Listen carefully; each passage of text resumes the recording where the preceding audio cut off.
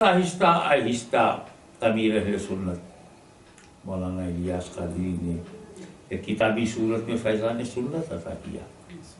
اب اس فیضان سنت کو کتاب سے باہر عملی زندگی میں لانے کی جدوجہد کا نام دعوت اسلامی، اور دعوت اسلامی کے اس مشن کو دنیا بھر میں پھیلانے کے لیے مدنی چینل ہے۔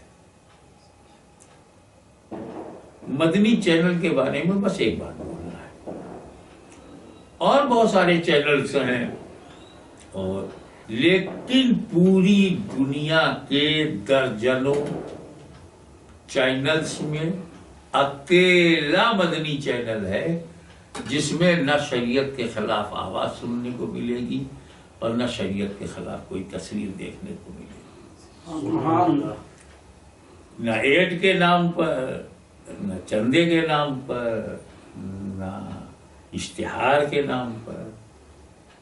اگر تمام مکروہات اور غیر شرعی مناظر اور اصوات سے اگر کوئی پاک چینل ہے تو پوری دنیا میں صرف مدنی چینل ہے۔ اس کا مطلب یہ ہے کہ مدنی چینل تجارت کے لیے وجود میں نہیں آیا، عبادت و سنت کی اشاعت کے لیے۔